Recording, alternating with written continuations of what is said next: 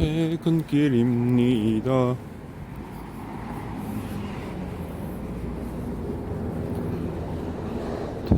퇴근길.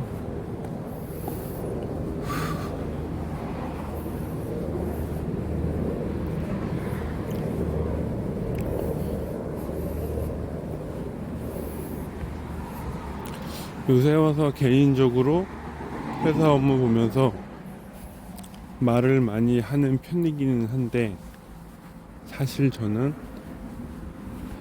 말을 많이 하는 거를 좋아하는 편은 아닙니다.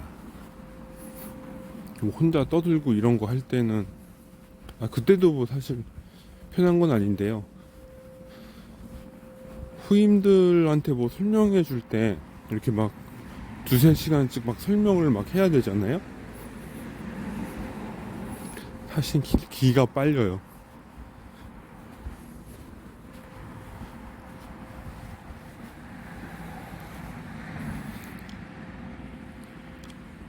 또 무슨 얘기냐고 웃는 사람들, 웃기다고 생각하는 분들 계실 것 같긴 한데, 제 스타일 같은 사람들은 기가 빨립니다. 한 몇 달을 계속 말을 많이 하다 보니까 이제 요령이 생기긴 했어요. 해도 기가 빨려요.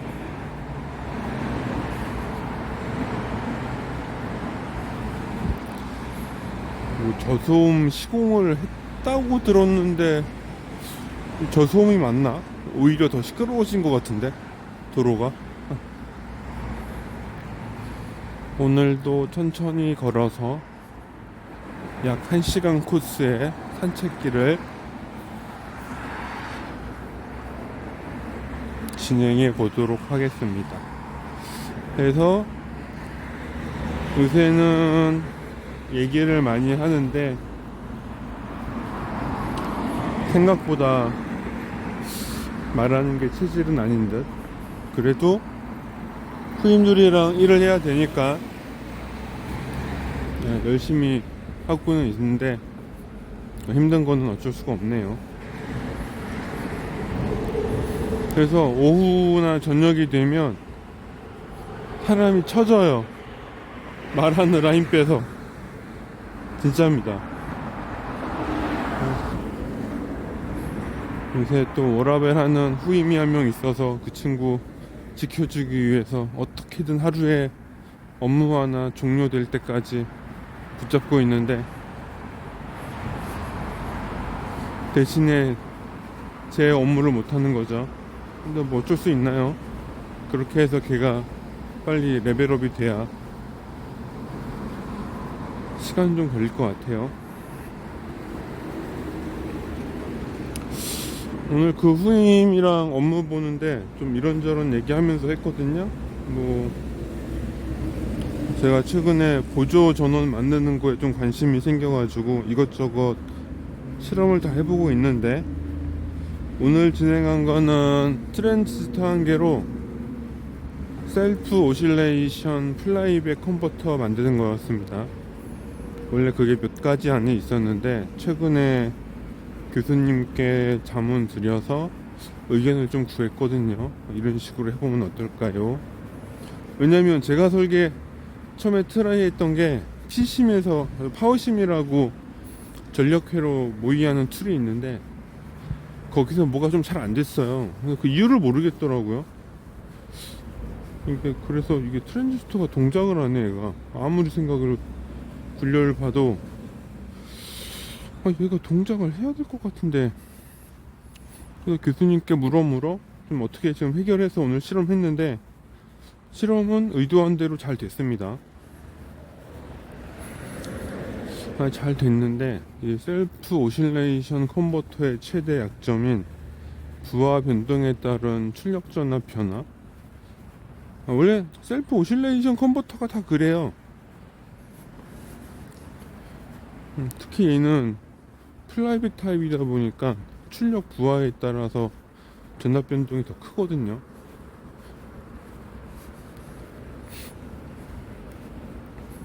그거 막 실험하면서 후임이랑 얘기했는데, 근데 이 친구가 나이가 젊다 보니까 뭐 제가 보통 30대 중반 정도까지 이제 향후 10년 준비해야 되는 기간이라고 보거든요. 학교 졸업하고 35까지 30대 중반까지는 어떻게든 회사에서 버틸 수 있어요. 4년 배운 거 가지고 석사까지 하면 좀 더 길어지겠지만, 근데 말씀드렸다시피 10년 세월이면 기술이 물갈이가 되거든요. 특히 첨단 쪽은 더 심해요. 그런 게 말씀드린 대로. 그래서 평상시에 관심 있게 보고 있지 않으면 30대 중반 이후에 어려워진다라는 말씀을 제가 여러 번 드렸잖아요. 근데 지금 솔직하게 보면은 이제 4년제 학생분들, 저를 포함한 석사, 박사 4년제 봐도 학교 졸업하고 나서 뭔가 좀 더 이제 이후, 학교가 아니라 사회생활에서의 이후 삶에 대해서 이렇게 뭔가 준비해야 된다, 약간 이런 생각을 가진 분들이 많진 않거든요. 대부분 이제 생각하면 결혼 관련된 거나 뭐 자동차 관련된 거나 뭐 이제 이런 거 고민하는 거죠. 근데 딴 건 모르겠는데 그 고민을 안 한다 이거지. 자기 직업에 대한 고민은 하는 친구가 많이 없다 이거죠. 지금 오늘 실험했던 친구는 나는 이 친구가 전공 공부할 때가 코로나인 줄 알았는데 얘기하다 보니까 얘는 코로나 터지기 전에 이미 그 주전공을 배운 그 연수가 비껴가 있더라고요. 그래서 깜짝 놀랐어요. 아니 내가 사실 겨울방학 때 회로 이론 공부를 좀 시켰는데 생각보다 뭔가 공부한 거 치고는 좀 부족해 보여서 나는 코로나 때문에 그런가 했는데, 자세한 얘기는 좀 뭐 뒤에 있으면 술이라도 한잔 하면서 해야겠지만 뭐 그 부분에 내심 조금 놀랐습니다. 아니, 코로나 때문이 아닌데도 자기 전공에 대해서 그렇게 자신 없어 하는 거는 좀 안타까운 거죠. 뭐 항상 말씀드리다시피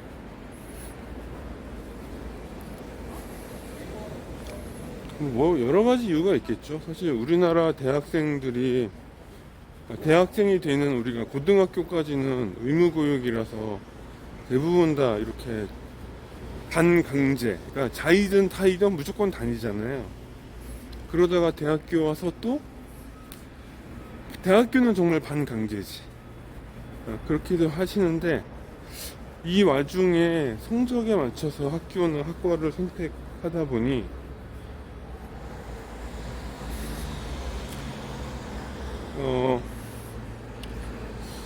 좀 그러니까 자기가 재미있어 하는 거를 못 찾는 것 같아요. 그게 좀 큰 것 같아 보니까. 그게 크다. 그러니까 이 친구도 전작과가 별로 재미없었나 봐.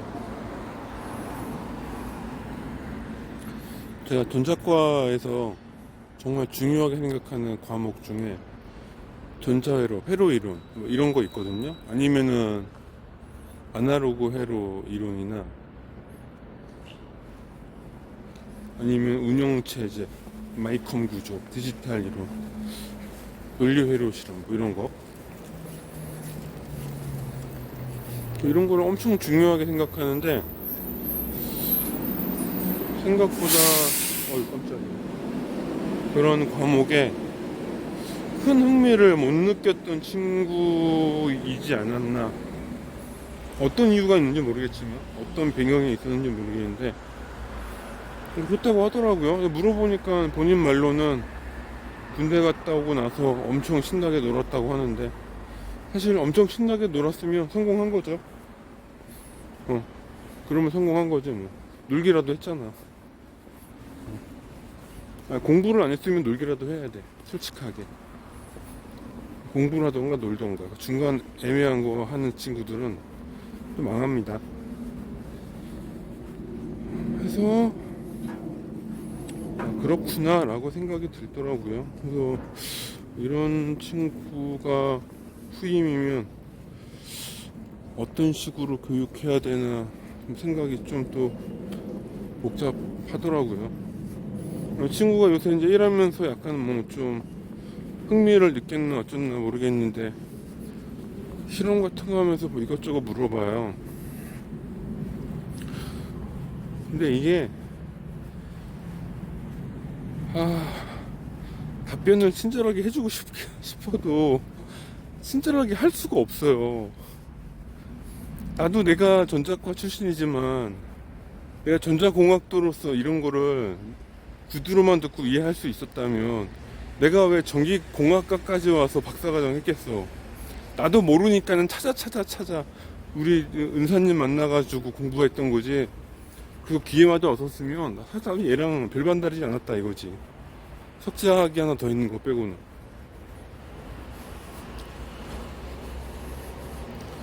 이게 알면 여튼간에 공부를 해서 보면 이해가 가거든요. 근데 이 이해라는 거를 말로 설명을 하려니 아유 이게 진짜 너무 어렵더라고요.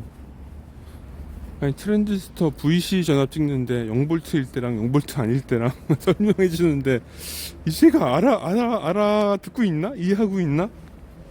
이 생각에 빡 들리는데 이 설명을 안 할 수는 없고, 아니 2차식 스위치 턴온 턴 오프 이거를 알아야지 뭘 설명을 할 거 아니에요.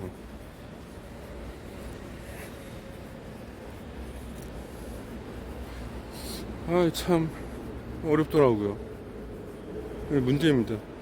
올해는 뭐 인양전형 어떻게든 넘어가겠지만 이거를 교육을 해서 레벨업 시키기가 진짜 쉽지가. 이제부터 그러면은 무슨 또 고민이 생기냐면 말했던 거지만 공부를 하긴 해야 되거든요. 교육을 해야 되는데 교육을 하면 업무 시간을 줄여야 돼요. 왜냐면은 저녁에 남아서 공부하지 않는다고. 거의 대부분의 사람들이 내가 시켜보면은 같이 공부해 해가지고 해도 석사 정도는 좀 하는데 학사들은 그렇게 못해요. 진짜 개 중에 몇몇 그것만 한다니까. 이게 그래서 방법은 알겠는데 어떻게 해야 되는지는 알겠는데 실제 실천하기가 되게 어려운 상황.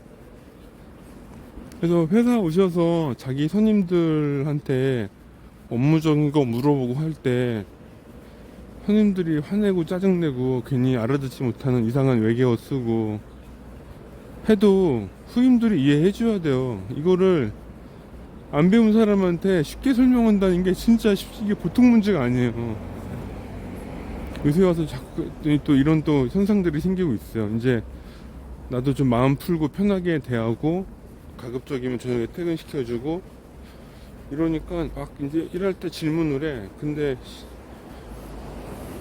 그거를 몇 년을 배워서 소득해야 할 내용들인데 그게 되나?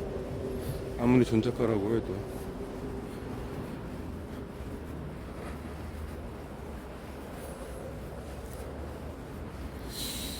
참 이게 참 어렵습니다. 이게 근데 아마 또 올해가 지나가면 이 건으로 또 내년에 힘들 것 같아요. 재교육을 어떻게 할 것인가 이 문제에 대해서. 무료회사 입장에서는 고급 인력을 원하는 연봉 주고 데려오기가 쉽지 않거든요.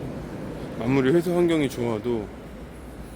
아니 능력 있고 그게 있으면 대기업 가지 당연히. 그런 친구들이 응용전자까지 무슨 큰 뜻을 품고 온다고 쉽지 않아요. 그런 거 설득하고 하기가. 응용전자 같은 회사는 쉽게 말하면 인건비 저렴하고 경쟁력이 낮은 친구들을 뽑아서 키워야 돼요. 최소한 이 친구들이 3년, 최소 3년 이상 회사에 근속하게만 하면 내가 봤을 때는 본전은 뽑는 거야. 그렇게 교육한 친구 중에 좀 성실하게 따라오거나 열심히 하는 친구가 있다 하면은 이제 어떻게든 오래 갈 수 있도록 이제 또 설득을 하는 거지.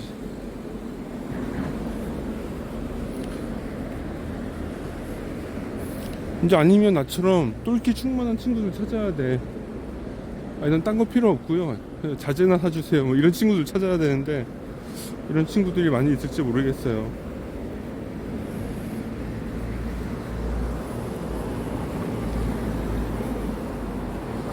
하여튼 뭐 오늘 그러한 일들이 좀 있었고요. 하고 업무 내용 좀 재밌는 거 오늘 실험했는데 오전 내내 저 PCB 설계하느라 한 친구랑 얘기하다가 오후에는 지쳐가지고 실험실 가서 실험하는 거 봐줬는데, 제가 요새 보조 회로에 좀 관심이 많다고 말씀드렸잖아요. 인터넷에 찾아보면 간단한 보조 전원 회로들이 굉장히 많아요. 굉장히 많은데 다들 비슷비슷하면서 또 이 회로 형태가 다르거든요. 그래서 우연히 유튜브에 저처럼 전력전자 하시는 분인데 소형 양산되는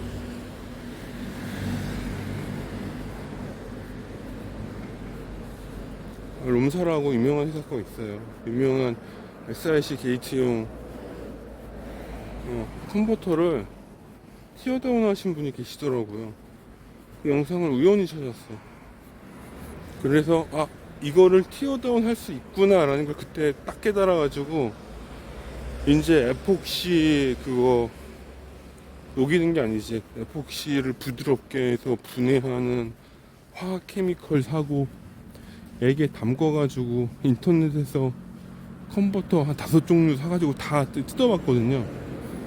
그냥 구조가 분석이 된 것도 있고 안 된 것도 있어요, 사실은. 왜냐하면 보조건선용 트랜스에 사용한 에나멜은 선경을 한 0.08? 0.1? 이런 거 쓰는 것 같아. 그러니까 얘가 에폭시를 뜯으면 얘가 끊어져요. 줄이 똑똑똑똑 하고. 그러니까 턴수나 이거를 정확히 알기가 어려워요. 이게 에폭시가 또 틈새 다 들어가다 보니까 그래서 대략적인 전반적인 구조를 하는 거지 딴 건 몰라요. 알기가 어려워. 여튼간에 지금 회사에 의뢰에 들어오는 보조 전원용 IC들이랑 트랜지스터 기반으로 셀프 오실레이션 하는 회로도, 뭐 푸시풀이나 플라이백 이런 거 몇 가지 회로를 15개, 16개 준비해서 지금 하나씩 확인하고 있는데, 푸시풀 컨버터는 능이 잘 됐어요. 구조가 이해하기 쉽고, 일단은 트랜스 선비에 의한 출력 전압 동작이 굉장히 명시적이거든요. 회로만 알면 금방금방 조절이 돼요. 근데 플라이백이랑 공진형 푸시풀 컨버터는 이게 또 약간 얘기가 달라. 왜냐면 학교에서는 멀티바이브레이터 회로 배울 때 우리가 보통 RC를 기반으로 한 자가공진 컨버터를 배우는데, 이거는 해석이 된 컨버터거든요. 그러니까 회로랑 이게 수학적 모델링으로 잡혀있는 애들이에요. 그나마 걔는 배우기 좋지. 근데 RC가 아니라 RL이나 아예 R이 없어, L만 있는 애들도 있어요. 얘네들은 수학적 모델링이 없거든요. 그러니까 얘네들은 내가 봤을 때 설계하신 분이 굉장히 똑똑한 엘리트급 엔지니어라서 트랜지스터 모델링을 분석을 해서 분해를 해서 까지 해서 얘를 만든 거야. 이게 안 그러면은 해석이 안 돼. 얘를 진짜 회로에 저항 하나 없이 트랜스랑 TL만 있는데 이게 동작을 한다니까요. 그냥 미쳐버리지 그런 거는. 이거는 에폭시 뜯어도 몰라요. 구조만 이렇구나 아는 거지 파라미터를 뽑을 수가 없어. 또 그게 뭐 또 기술력이기도 합니다, 솔직하게.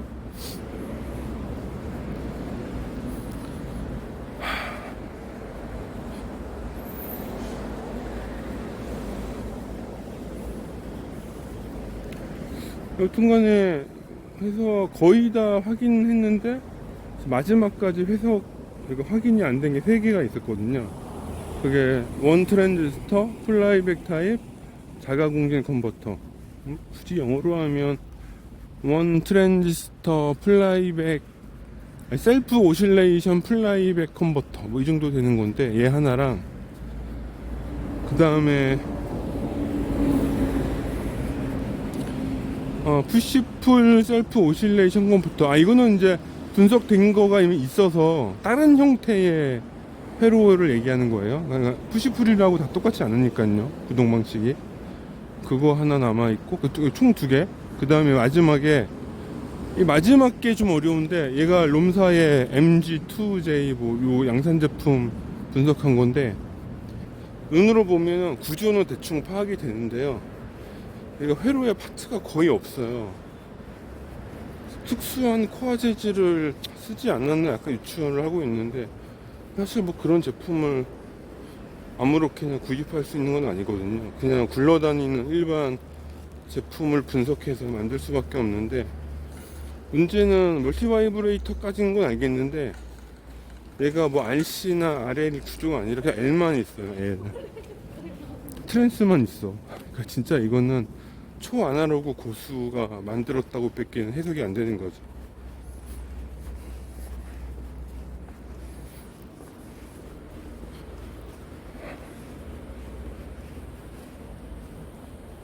이거 자전거인가? 깜짝이야.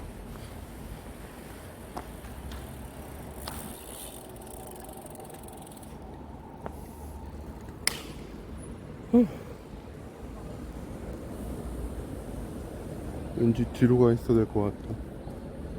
우회전하는 차가 있을 것 같아요, 느낌이. 아닌가? 없다. 가자. 아직 완전히 시간이 늦은 시간이 아니라서 사람도 있고 차도 많네요. 여튼간에 참 3번째가 난관인데, 우선은 얘도 테스트를 하려고 PCB를 이제 지난주 말에 발주를 하긴 했거든요. 이제 오면 얘는 약간 좀 난관이 있을 수도 있을 것 같아요. 되기만 한다면 진짜 부품 수가 극단적으로 적은 1에서 2W짜리 초소형 컨버터를 만들 수 있겠죠. 그거는 일단 나중에 시간 되는 대로 해볼 예정인데, 일단 오늘은 최종 확인이 안 된 원 트랜지스터 셀프 오실레이션 플라이백 컨버터 실험을 했거든요. 생각보다는 실험이 잘 됐어요.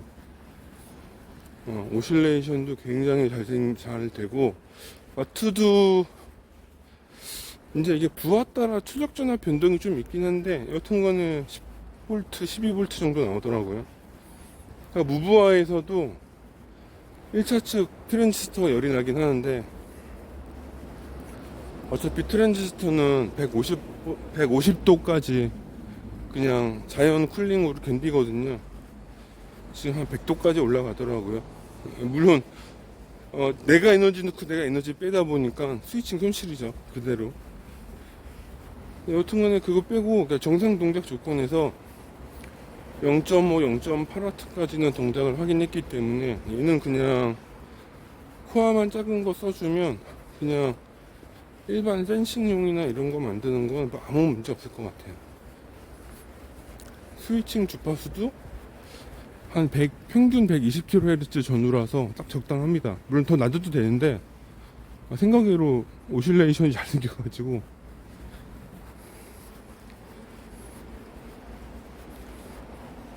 그래서 그것 때문에 마지막에 좀 기분이 좋았어요. 하루에 1개를 끝냈기 때문에. 보통은 하루에 1개가 안 끝나는 경우가 종종 있어가지고. 그래서 이걸 막 물어보는데, 이거를 참,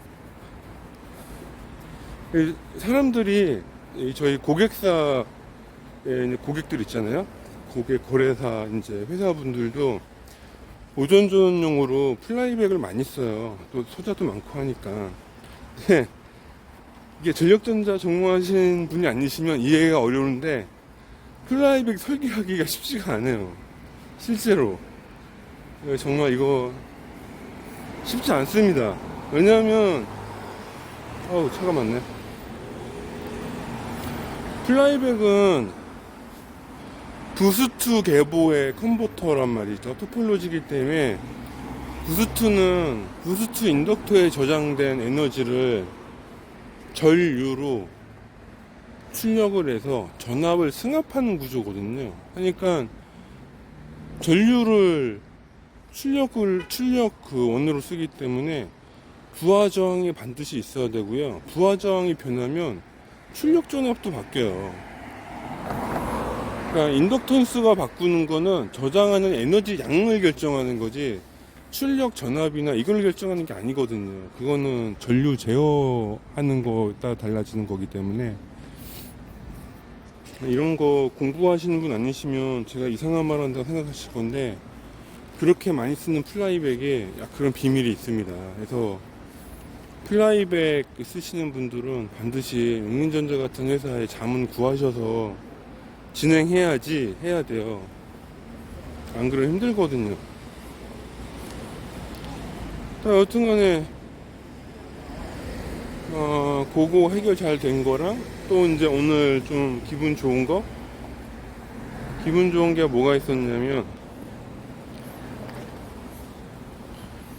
보통은 계보 원래 컨버터가 클래식 컨버터의 계보는 벅이랑 부스트, 공진 이렇게 세 종류 정도가 있거든요. 근데 벅 계보는 벅 계열의 토폴로지는요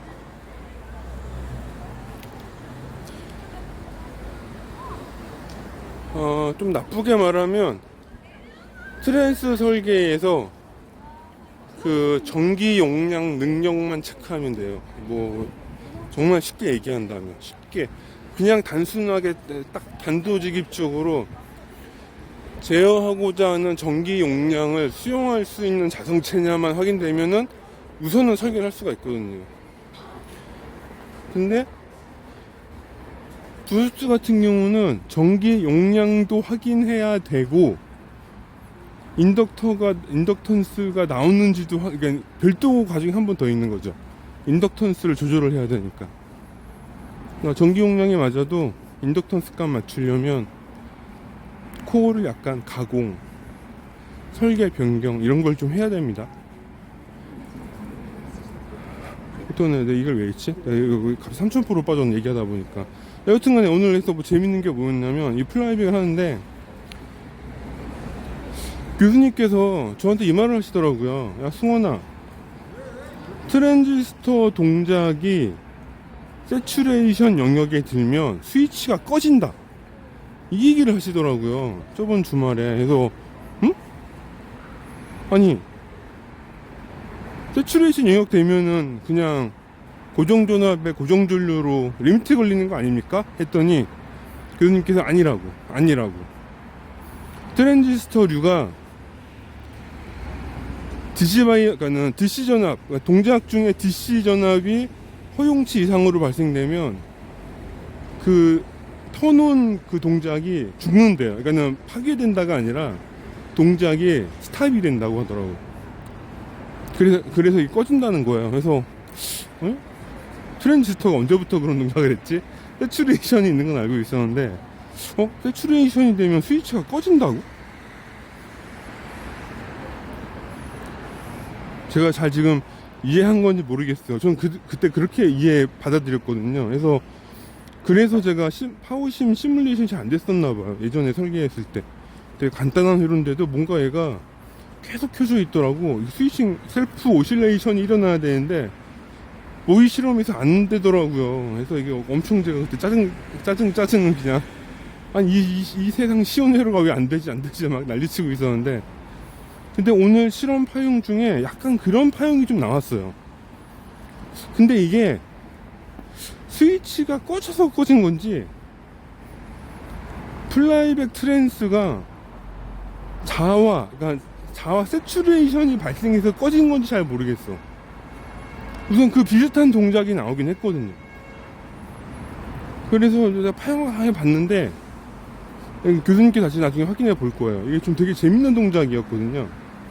왜냐하면 이게 제가 왜 스위치 그 동작을 말씀드렸냐면, 대부분 컨버터에서 자성체가 포화돼서요, 자기 밀도가 날아가면 회로가 망가져요.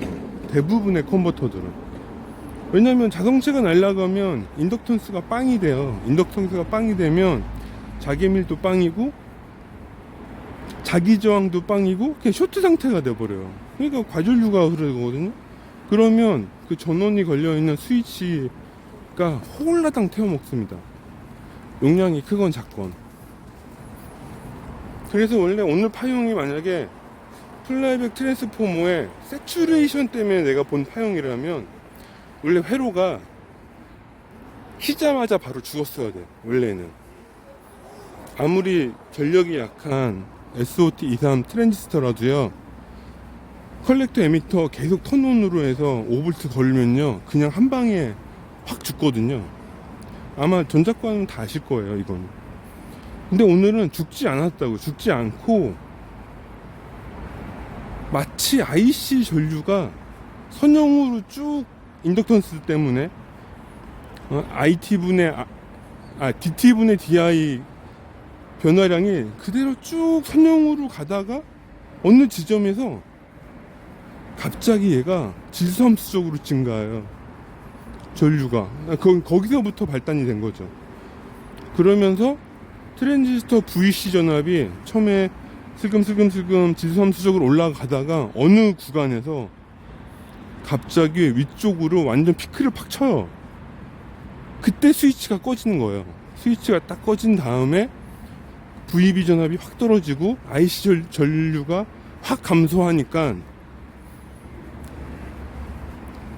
VC가 아까 턴온 상태에 빠졌다가, 그러니까 단락 상태에 빠졌다가 어프 상태로 다시 바뀐 거지. 나는 그렇게 해석을 했거든요. 그거 어떻게 하냐?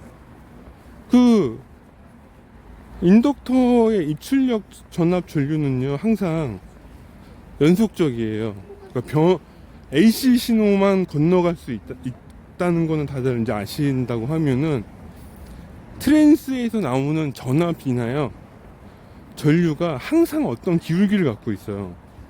시간에 따른 전압 변화량이 빵일 수가 없어요. 단지 우리가 봤을 때 대략적으로 사각파, 사인파로 보이는 거지, 사실 그거 시간 늘려서 보면 시간에 따라서 전압 전류가 다 변화라는 걸 계속 갖고 있어요.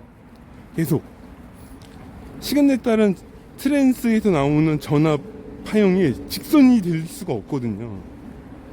근데 오늘 VB 전압이 아주 짧게나마 직선이 그 볼록 솟아오른 질소함수적 그래프 중에 진짜 짧은 그 타이밍에 생뚱맞게 직선이 하나 들어가 있는 거예요. 딱 그게 눈에 보이더라고요.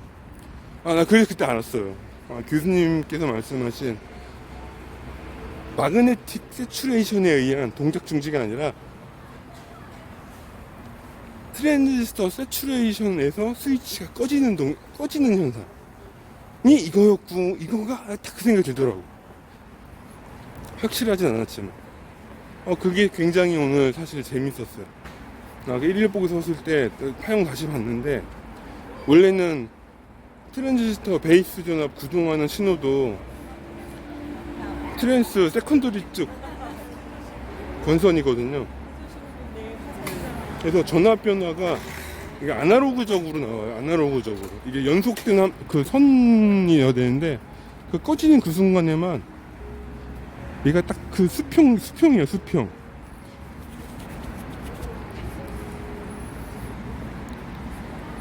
근데 그 순간에 트랜지스터가 번했다던가 탔다던가 소진이 됐으면, 이게 그러니까는 플라이백 트랜스포머의 세츄레이션을 한 단락으로 고장났다라고 단정했을 건데, 그게 누가 먼저인지 모르겠지만 여하튼간에 스위치가 턴 오프 되면서 걔도 같이 꺼진 거죠.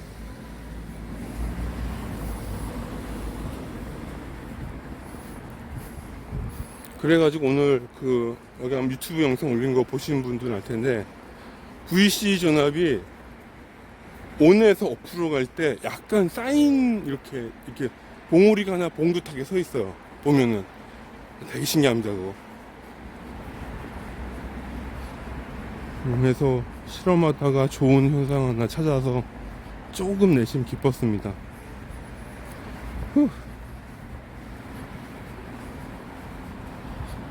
그래서 오늘 올라간 그 원 트랜지스터 셀프 오실레이션 컨버터 영상 보시면 그 파형에 되게 재밌는 거 많아요. 제가 파형 막 축소도 하고 확대도 하고 막 보고 있거든요. 관심 있는 분은 보시면 아마 재밌는 자료일 거예요.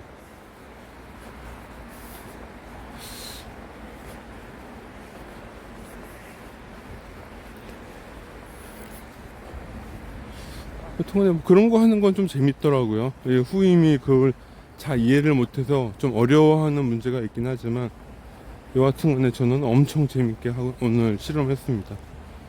너무 지쳤어요. 오전 내내 그 PCB 설계하느라고.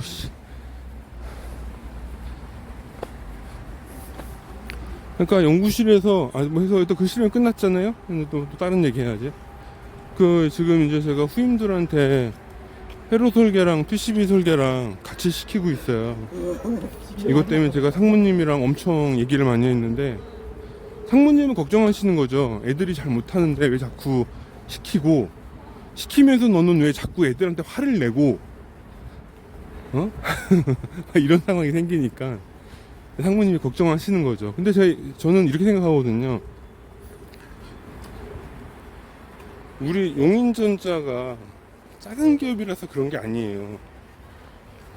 저는 직장보다 직업을 중요하게 생각하는 사람인데, 이 후임들, 학교 후배도 있고 아닌 사람들도 있거든요. 그러니까 다 사회 후배라고 쳤을 때 이 사람들이 나중에 용인전자가 아닌 다른 회사 가서 일할 수도 있고 또 용인전자에서 일할 수도 있겠죠. 생각해 보세요. 이 사람들 저 없이도요, 석사 이상 나온 사람들이기 때문에 자기 할 일 자기가 혼자서 해야 된다고요. 그러면 자기가 회로도도 볼 줄 알아야지. 회로도 하면은 PCB 설계하는 사람이나 기구물 하는 사람이랑 얘기도 해야지. 자기가 그거와 어떤 연관관계가 있는지 업무적으로 자기가 스스로 알아야 되거든요. 그 시간이 좀 걸려요 원래.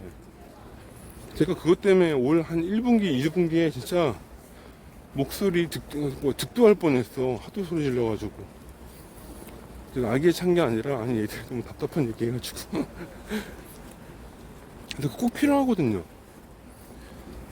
그리고 그 친구들이 요새는 대기업 가면 그런 식으로 업무를 주는지 모르겠지만, 여튼간에 여기서 저랑 일하는 친구들한테 관리식으로 일을 맡기고 싶지 않았어요. 이 친구 고생하더라도 여기서 2, 3년 동안 트레이닝 할 때 자기가 그린 회로도로 자기가 PCB 떠서 기구팀이랑 얘기하는 거를 사이클을 두세 번은 돌아봐야 돼요. 안 그러면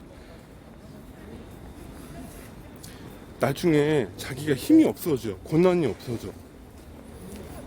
내가 회로 그리는데 회로에 대한 이해도 없지. 회로를 해서 PCB를 했는데 PCB에 어떤 문제가 있고 어떤 모양을 가져야 되고 설계 조건은 어떻게 되며 이런 거 없는 엔지니어로 되면 젊었을 땐 모르지. 30대 중반 전에는 몰라요. 근데 30대 중반 넘어가면 진짜 바보 되는 거예요. 순식간에 바보 돼. 여러분, 우리가 자기 레벨보다 낫다고 생각하는 중견, 중소기업의 회로 설계, PCB 설계, 기구 설계 그 사람들한테 업무를 줘야 되거든요. 업무를 얘기를 해야 되고. 근데 내가 그런 거에 대한 경험이나 고생을 안 해보면 그 사람들을 상대를 할 수가 없어요. 나보다 연봉이 작은 회사 다닐 뿐인 거지, 그 사람들 경험이 엄청 많은 분들은 자기 주장이 엄청 세거든요. 그 사람들을 설득을 해야 된다고. 내가 원하는 형태로 뭔가 설계하기 위해서. 근데 자기가 그러면 내가 만든 자료에 대한 확신이 있어야 되거든요. 적어도 그거에 대한 책임을 내가 지고 싶으면 내가 원하는 회로도 구성대로 어떤 조건으로 설계를 하려고 지시를 해야 되는데, 그거를 경험을 안 해보면 정말 큰일이거든요. 특히 석사 이상들은. 저는 그걸 너무 제가 아니까는 어쩔 수 없어요. 그러니까 어디 나가서 내욕을 하던가. 여튼 여기 있는 동안은 어림없는 얘기야. 무조건 그렇게 해야 돼. 요새 뭐 그것 때문에 제가 1분기, 2분기 되게 힘들어 하고 있었어요. 계속. 최근에 얘기도 했지만. 이렇게 제 마음 같지 않다고. 물론 그 친구들이 저를 이해해 줄지 모르겠지만 계속 지금도 그렇게 하고 있거든요.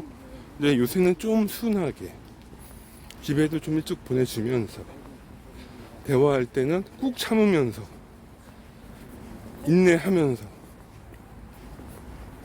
그렇게 하고 있어요. 근데 이제 이게 지금 핵심이 이게 아니라요.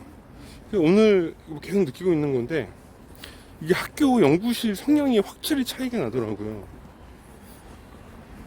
물론 어떤 연구실에서 균질한 퀄리티의 인재가 나오는 건 아니에요.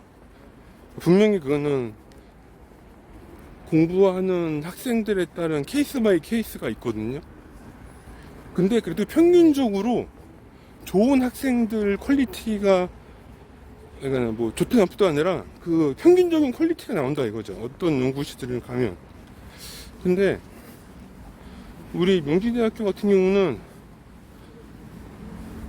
정말 새가 빠지게 회로도 그리고, 근데 이거 참 위험한 말이다. 왜냐면은 회로도 그리고 PCB하고 실험하고 이론하고 논문 쓰는 거가 정착된 게 최근 몇 년 사이에요. 그래서 예전에 졸업하신 분들이랑은 또 결이 틀려요. 지금은 명지대학교 우리 PESL 연구실도 저 졸업하고 이후 나서 제가 이제 교수님이랑 이뤄놨던 것, 교수님 지시하에 했던 것들이 더 다듬어지고 보강이 되고 있고 실험적으로도 더 높은 전력 실험을 잘하고 있거든요. 그러니까 지금 최근 3년, 5년 이내의 친구들이랑 또 그 전 친구들은 또 수준이 다르다고요. 네, 그래서 응전제에서 얼른 박사과정 2명 산학을 해놨지. 정말 힘들었어요, 그거 하느라. 근데 나머지 친구들은 저기 현대종합금속에서 싹 훑어갔고요. 학부연구생 들어오는 친구들은 LG 마그나에서 다 훑어갔어. 사람이 없습니다 이제. 애들 다 공부만 하면 돼. 교수님이 그러시긴 하더라고요. 좀 예외적인 상황이라고. 한학장학생 박사과정은 원래 1학년, 그러니까 1기부터 하는 건 아닌데 보통 졸업하기 1, 2년 전부터 한다고 하더라고요. 근데 초반부터 하면 5년 내내 지원받는 건데 이 친구들은 나중에 다른 회사에 가기 힘들죠. 5년 지원받으면 적어도 1.5배 일해야 되는데 7.5년을 회사에서 다녀야 되는 거죠. 땅 박혀서. 좀 쉬다 가자. 근데 갑자기 발걸음이 빨라지네. 좀 천천히 걸을 때 지금 갑자기 제가 템포를 너무 빨리 가고 있어요. 원래 천천히 하려고 하고 있는데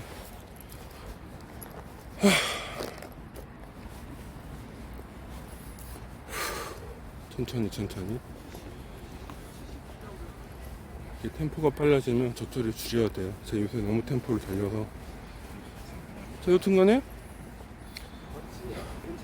그래서 연구실에서 나오는 졸업생 학위 수료한 분들의 퀄리티가 정말 차이가 있는 것 같아요. 그래서 지금 현재 우리 연구실 나오는 친구들은 기본 솔더링 엄청 잘해야 됩니다. 솔더링 안 돼서 망하는 애들 되게 많아요. 실험할 때 애들이 너무 잘하나 그거를. 그러니까 옛날에 나 했을 때는 제가 솔더링해서 에이징 같은 것도 동작 때문에 안 하고 있는데 요새는 애들이 기본 에이징 2시간에서 8시간을 걸어놔. 뭐 게이트보드 같은 거 걸어놔서 동작 상태 확인하고 그러고 실험하더라고. 아니 그거 자체가부터 달라진 거지. 누가 해주던 거 쓰다가 자기네들이 하려고 하니까 문제들이 막 생기잖아요. 그러니까 자기네들끼리 규칙을 만들고 룰을 만들어서 그렇게 업무를 하더라고요. 논문도 훌륭한 거, 좋은 논문도 많이 나오고. 근데 여튼간에 우리 연구실은 좀 실험 실습을 꽤 중시해서 하거든요.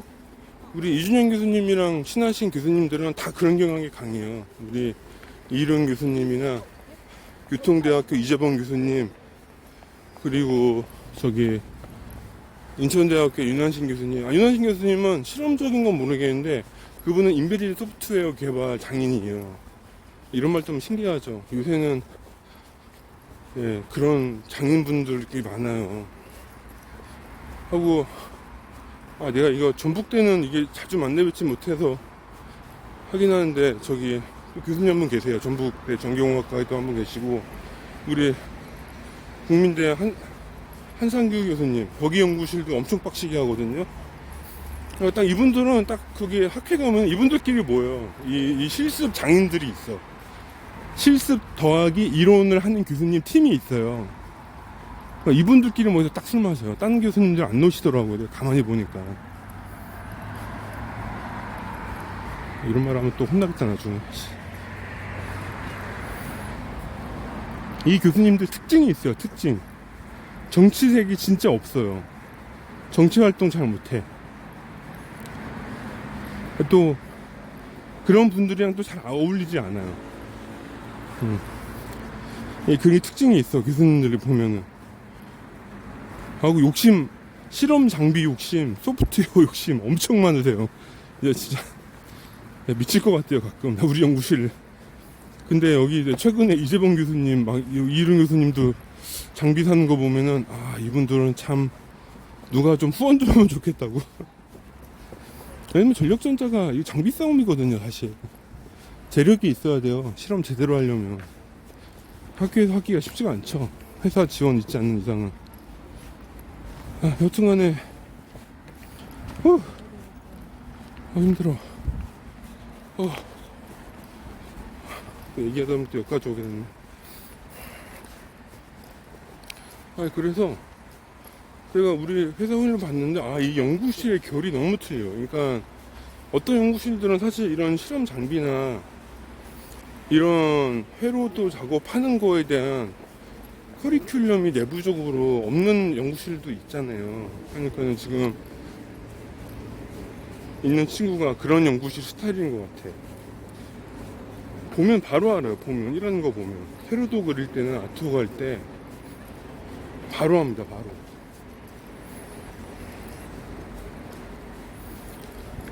풀브릿지나 하프브릿지 구조, 하드웨어 구조가 그렇게 되어 있는데 설계할 때 딱 보면은 얘가 이거를 알고 하는지 모르고 하는지 바로 알거든요. 그러니까 자기가 안 해본 사람은 설계를 이상하게 해요. 게이트웨로나 이런 거 설계할 때 보면 이상해. 개념이 없어. 내지랑 거리라든가 회로 배치라든가 이런 거에 대해서 고민을 해본 적이 한 번도 없는 친구들이야. 나쁘다는 건 아니에요. 대신 그런 것들을 다른 외부 기관에서 해준 거니까. 또 소프트웨어나 시스템 개발하는 곳은 그렇게까지 안 하는 경우도 많아요. 단지 결이 다르다는 거죠. 이런 친구들이 이제 회로 설계 하려고 와삭탁 덤비니까 쉽지 않은 거지. 그래서 제가 목소리가 안 쉴 수가 없어요. 하다가 승질 나가지고.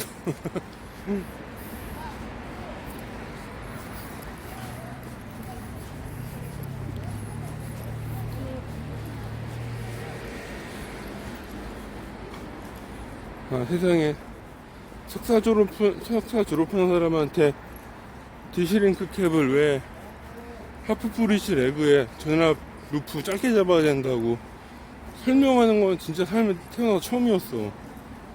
아니 석사 전력전자 한 사람인데.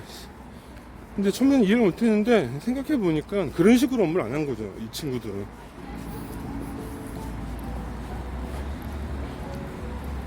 그래서 그런 것 같아요. 최근에 모비스 관계자분들한테 최근에 지금 모비스가 지금 사람 뽑고 있는 중이거든요. 들어보면 막 자기 이력서 내잖아요.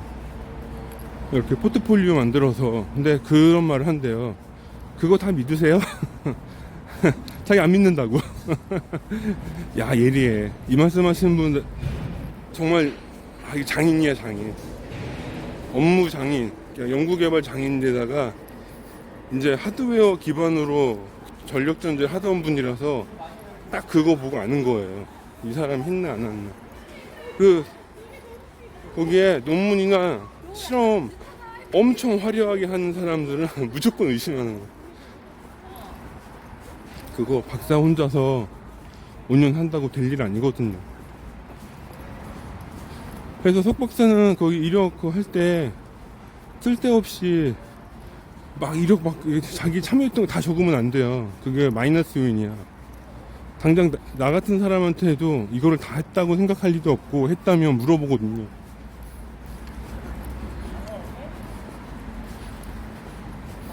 그래서 제가 아마 언제 몇 번 영상에서 얘기한 거긴 한데, 면접 볼 때 당신이 참여한 실제 개발 업무에 참여 퍼센티지를 물어보는 이런 질문들이 중요하다고 하는 게, 내가 다 한 게 아니기 때문에 내가 정말 잘하는 게 뭔지를 사람들이 잘 모르거든요. 그러니까 업적을 말하지 실제 내가 할 수 있는 게 뭐다를 설명하지 않거든요. 은근히 숨기는 거지, 그런 부분을.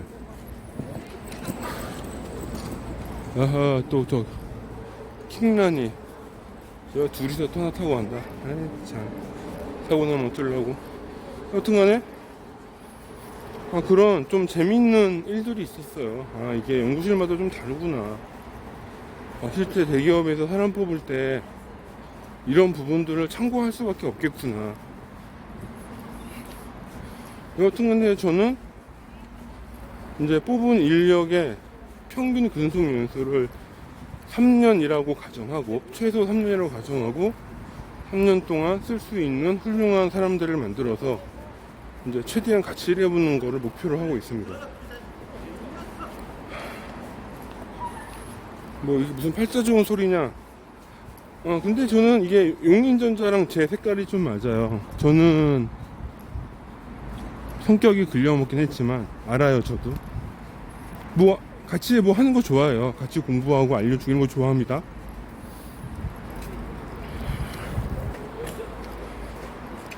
하고 저랑 용인전자에서 일하다가 나중에 이제 이직을 하는 분들이 생기면 저는 대놓고 얘기하거든요. 여기 임직원들 저기 미팅 주간 보고할 때 제가 사장님한테는 말씀드렸어요. 예전에 한번 제가 나가도 되는 친구에 한해서는, 나가서 되는 친구라는 거는 그 정도 레벨업이 된 친구들, 어디 가서 용인전자 출신이에요 라고 말했을 때 욕먹지 않을 수준, 그 친구들이라면 저는 박수 치면서 떠나보내주겠다고 했어요.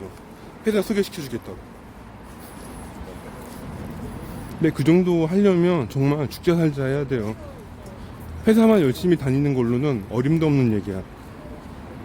회사 열심히 다니는 건 알바도 잘해요. 워라밸 지키면서. 여튼간에 우리 후임들한테 열심히 설명해요. 야, 오토바이.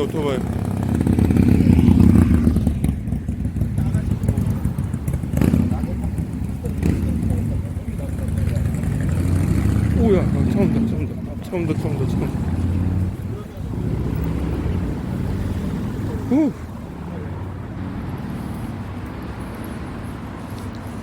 레벨업 하라고. 여기서 열심히 고생해서 레벨업 해라. 내 목표는 그거다. 딱 그 얘기해요. 그래서 나중에 좋은 제안 받아서 좋은 회사 가면 거기 가서 여기보다는 더 잘해야 된다고. 이렇게 얘기하거든요. 여기서 안 했는데 거기 가서 잘할 거라 생각하지 말라고. 여기서 안 하는 놈은 거기 가서도 안 한다고. 내가 이렇게 얘기하거든요. 애들이 뭐 꼰대라고 생각할 것 같은데 이렇게 얘기합니다. 실제로 똑같이 얘기해요. 어차피 용인전자에서 못하면 딴 데 가서 못해. 그냥 엄한 생각하지 말고 여기서 최선을 다하라고. 그래야지 나중에 이직할 때라도 여기보다 더 레벨업이 돼서 갈 거다라고 얘기하거든요. 아마 이대로 하는 친구라면 이 친구들은 꽤 발전할 가능성이 있는 거죠. 근데 이게 싫어라고 하는 친구들은 이제 워라밸 지키면서 알바처럼 다니는 애들인 거예요. 나쁘다는 건 아닌데, 이 친구들은 이대로 일을 그냥 유지보수만 하면 됩니다. 그러니까 유지보수성 업무를 할당해주면 돼요. 나중에 왜 직급 상승이나 뭐 호봉이나 연말 인센티브나 차이가 나냐 하면은 얘기하면 되죠. 너는 업무를 그렇게 했잖아. 너가 얘보다 평균 주당 근속 시간이 9시간은 더 많아. 이렇게 얘기해주면 되거든요. 너도 그만큼 열심히 하던가. 여튼간에 뭐 저는 논리가 그렇습니다.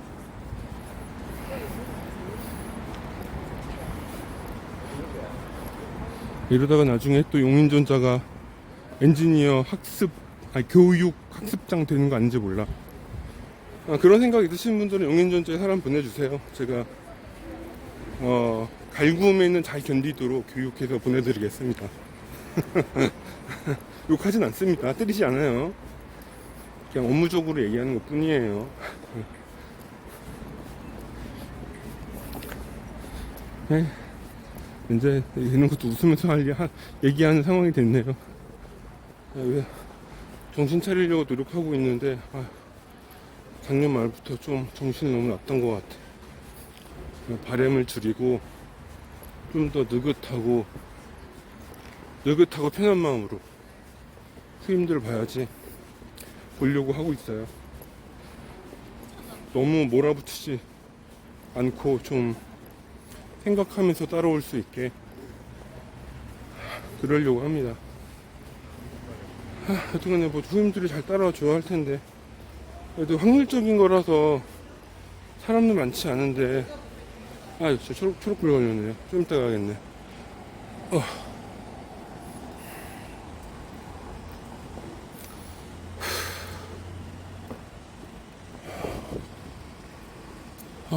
더워.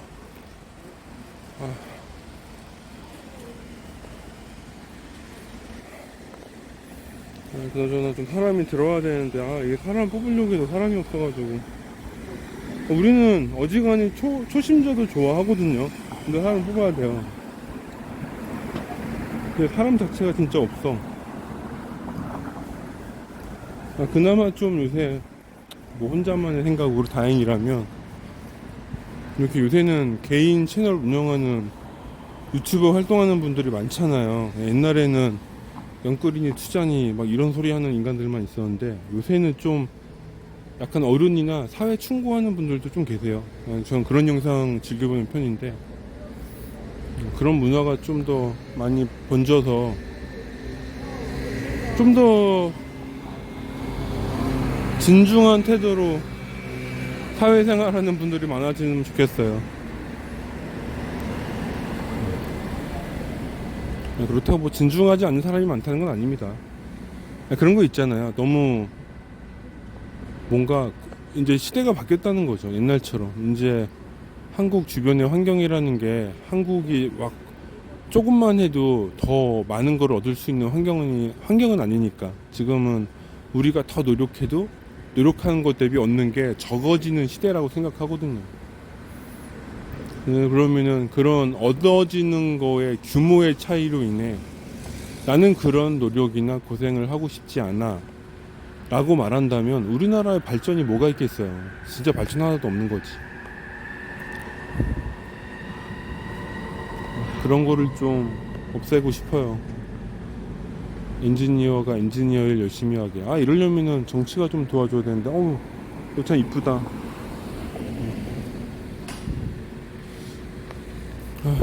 뭐 그런 세상이 되면 좋겠네요. 파란불 되었습니다. 우리 루이가 기력을 찾았다고 하던데. 루이는 이번에 중성화 수술한 제 애완묘예요. 근데 내 집사람한테 지금 물어봤더니 엄청 조용해졌대요. 이게 확실히 중성화 수술하고 나서 엄청 조용해졌다고.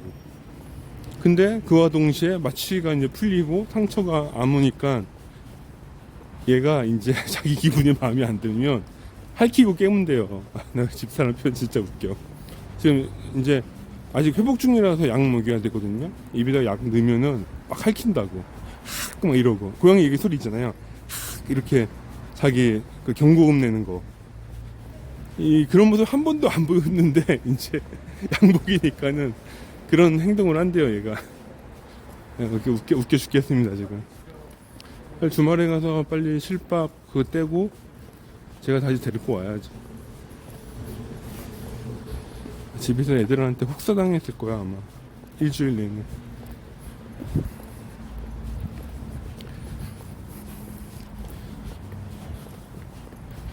후.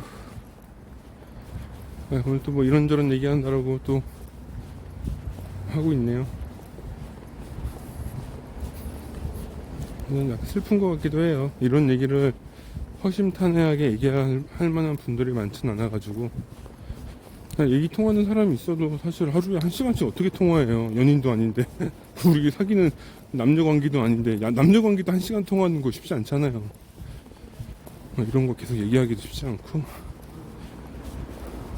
얼마 전에 나온 박동수 책임이 좀 그나마 사상적으로 저랑 비슷한 분이라서 얼굴 가끔 만나서 이런저런 삶 얘기도 하고 막 고민하거든요.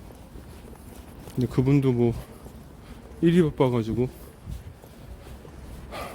요새 좀 그런 것 같아요. 예상이건데 뭘 예상은 이미 하고 있었고, 현실적으로요. 여튼간에 학령 인구가 감소하고 있잖아요. 그러니까 밑에서 올라오는 신입 4학년생들이 줄어요. 주는 만큼 석사로 올라오는 사람 비율도 줄어요.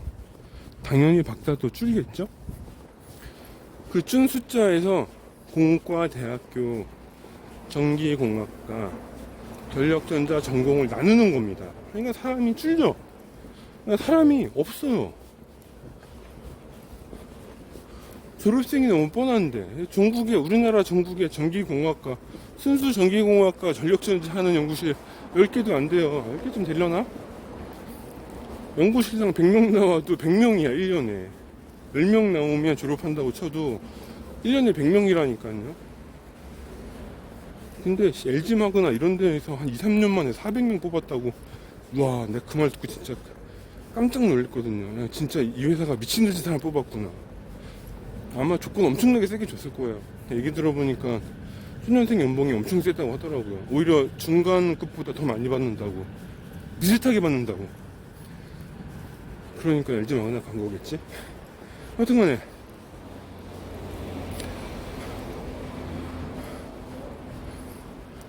사람이 일단 줄어요. 그러면은 경력자가 유지가 되느냐? 그것도 아니에요. 아시다시피 회사에서 20대에 입사해서 20대 100명이 입사했다고 쳐봅시다. 그 100명이 그대로 발전하면서 수직으로 올라가서 30대가 되고 40대가 되는 게 아니거든요. 그래서 거기서 뭐 나가거나 뭐 전직을 하거나 뭐 이런단 말이에요. 그래서 30대가 되면 반이 없어져요. 40대가 되면 거기에서 또 없어지고, 40대 넘으면 솔직하게 공학 쪽 관련된 분에서는 한 1% 미만, 1% 줄 거야. 1%. 내가 봤을 때는 50대까지 간다? 0.1%. 한 단계 그러니까 10년 경력 하면은 확률이 1%라는 거예요. 이게 팍팍팍 깎여요. 팍팍팍. 그러니까 요새 이제 전장이나 에너지 기술 쪽 막 사업이 막 커지려고 하는데, 사람을 뽑으려니 사람이 뽑히겠냐고요. 이게 학생들은 없지, 있는 사람 풀은 애당초 적었지 그동안. 힘든 거예요 지금.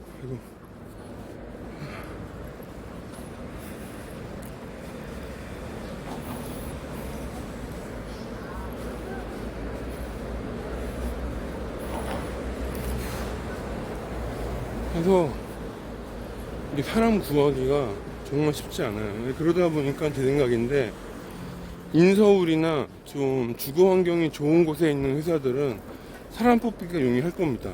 특히 전철 기점으로 회사가 있는 데들은. 아니면 교통이 엄청 편한 곳, 전동차 없어도 차량 통행이 굉장히 편한 곳 하고, 문화시설이나 뭔가 수용시설이 충분히 있고.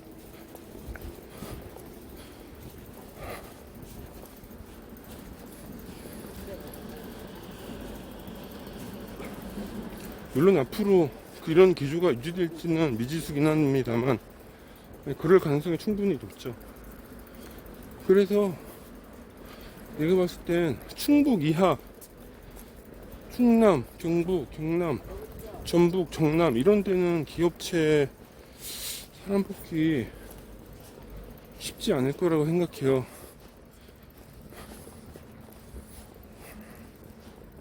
쉽지 않을 거다.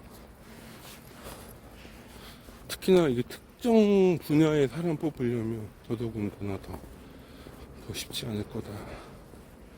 대한민국은 메트로 서울이다. 메가시티 서울. 네이션 오브 코리아. 약간 이런 느낌. 리퍼블릭 오브 서울이라고 해야 돼. 네, 리퍼블릭 오브 경기도. 그 정도까지는 될 것 같아. 경기권까지 가면은 메가시티가 되는 거는. 하여튼간에, 힘들어. 천천히 가려고 하는데 자꾸 급하게 가네. 팔아. 팔 저려. 1시간 동안 이거 들고 있으면, 오.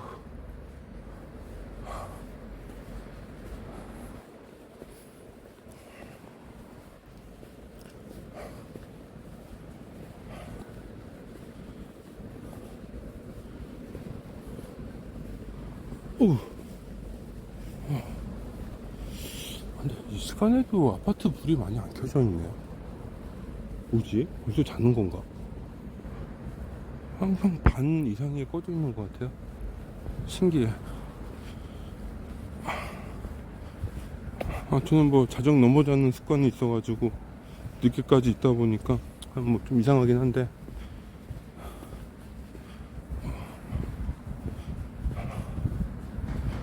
오.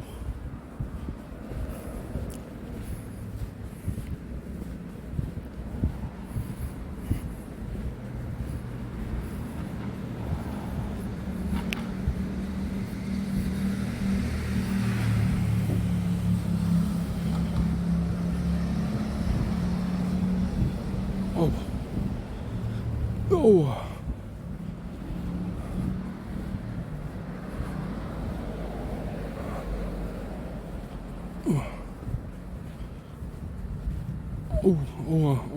손목아. 손목.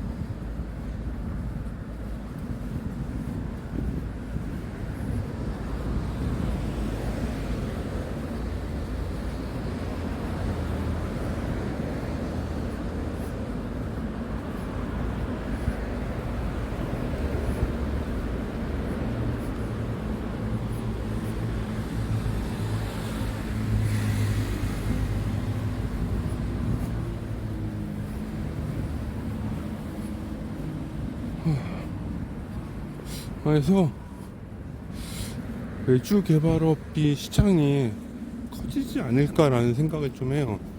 근데 문제는 외주 개발 가능자들이 많지 않다는 문제가 있는 거지. 여튼간에 관련 시장이 좀 커지지 않을까? 기존에 좀 개발업 하셨던 분들 중에 이쪽 시장으로 유입이 있지 않을까라는 생각?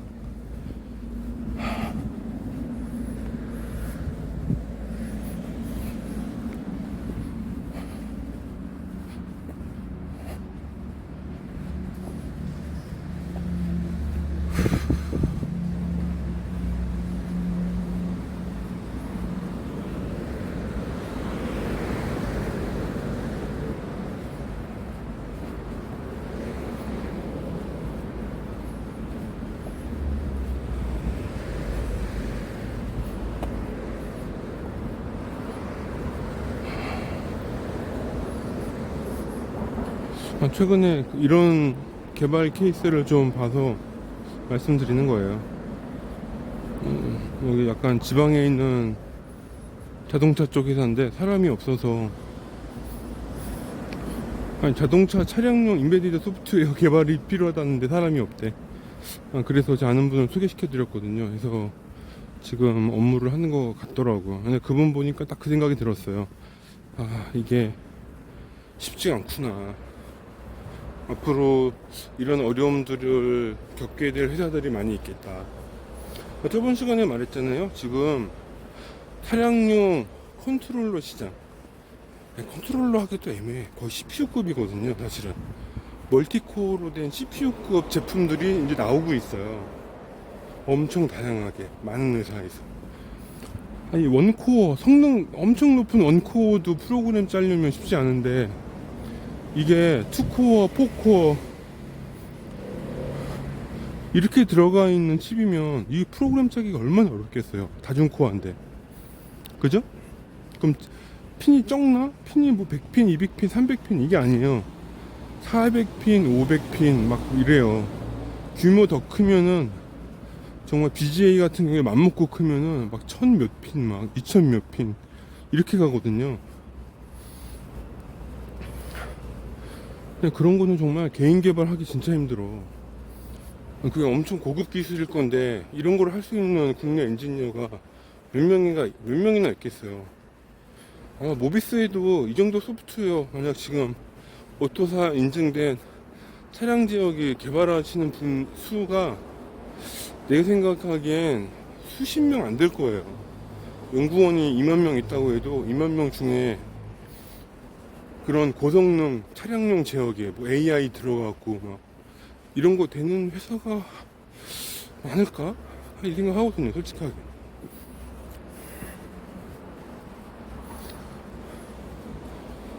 그러니까는 이런 거 하는 개발하는 외주, 그러니까는 개발 협력사, 이런 것들이 좀 업종으로 부흥할 수도 있겠다라는 생각을 요새 많이 합니다.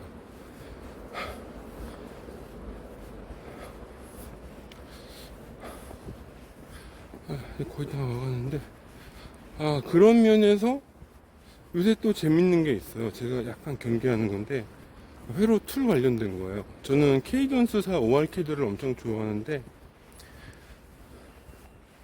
제가 이 툴을 좋아하는 이유가 있어요. 툴이 좋냐? 물론 역사와 전통을 자랑하는 좋은 툴이기도 한데, 케이던스는요, 데이터 레벨상 회로도가 최상위의 강력한 결속권을 가지고 있어요. 회로도에서 변경이 돼야 PCB나 SI가 바뀌어요. 이게 무슨 말이냐면은 PCB에서, 예를 들어 PCB라고 할게요. 신호를 끊거나 특정 부품을 추가하거나 이게 안 돼.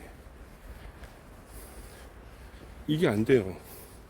불가능해, 구조가. 그래서 진짜 계층적 구조의 틀이에요. 회로도 되어 있고 PCB 되어 있고 SI 되어 있고, 이 트리를 깰 수가, 앞에서 뒤로는 가는데 뒤에서 앞으로는 자기가 수정을 못해요. 위쪽에서 수정이 돼서 내려가야 돼요. 그러니까 보안이 필요하고, 내가 상위 레벨에서 데이터를 제어하는 경우라면 무조건 ORCAD를 써야죠. 아니면 그런 식으로 스트레이지가, 전략 계층이 정말 순차적으로만 허용되는 툴을 써야 되거든요. 사람들이 잘 모릅니다, 생각외로. 잘 몰라요.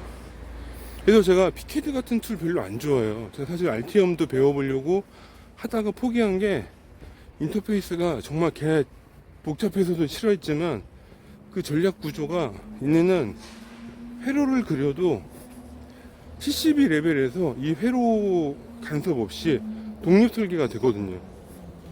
신호를 끊는다든가 저항을 추가한다든가 이런 임의 수정이 가능해. 마치 거버 툴처럼.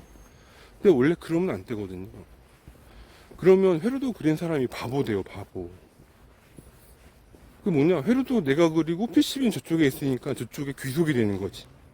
내가 가진 회로도 자료랑 저 사람이 가지고 있는 PCB 자료가 다르니까. 사람들이 이거 잘 몰라요. 이게 두 가지 측면이 있는데, PCB로서의 권한을, 독점성을 가지려면 RTM 같은 툴 써야 됩니다. 왜? 그래야지 고객이 나한테 매달릴 거니까.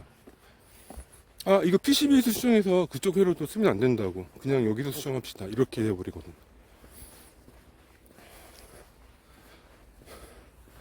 이거 안 할지 모르겠네. 이거 안 해보면 몰라요. 근데 ORCAD는 어림없는 소리예요. 그 보드 데이터 회로도에서 넘겨야 돼요. 회로도에서. 그러니까는 ORCAD는 이게 PCB 툴 레벨에서 회로도를 역전을 시킬 수가 없어요. 그러니까는 회로도의 귀속을 깰 수 없다 보니까 어떤 식으로 사업을 하냐면 심볼이나 라이브러리를 인스탄트로 만들어서 넣어요. 그래서 회로도에서 강제로 넷리스트 넘기면 인스탄트 라이브 심볼이 다 지워져요, 자동으로. 이런 식으로 사업을 하거든요. 근데 그런 경우라면 저는 그 심볼을 보고 그려서 제가 다시 넣죠.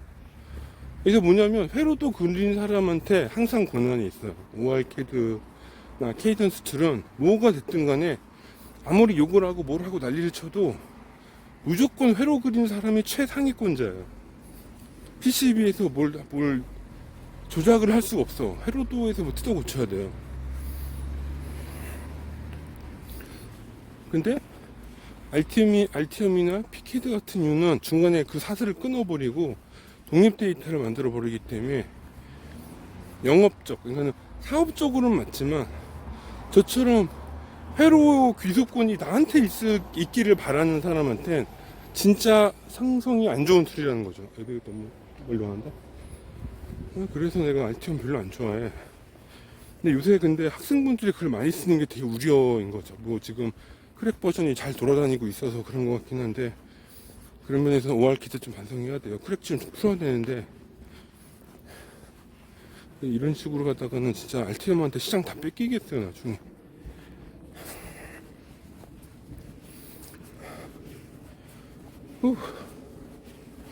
그런 좀 약간 그런 차이가 있답니다, 툴에.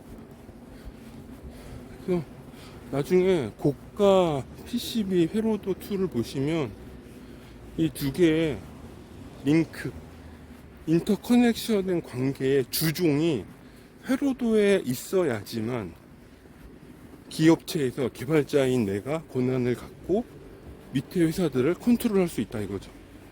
안 그러면 나한테 주가 없으면 알티엄처럼 PCB 쪽이가 주가 돼버리면 내가 그 사람한테 가서 사정을 해야 된다고. 이렇게 해주세요, 저렇게 해주세요. 혹은 옛날에 어떻게 수정했었죠? 그 사람한테 물어봐야 돼, 오히려. 이게 무슨 짓이냐고요. 이게 꽝인 거지. 그래서 이런 툴들도 결국에 업무를 담당하는 담당자의 수준이 충분히 높아야지만 내가 그 업무를 수행할 수 있어야지만 의미가 있다 이거죠.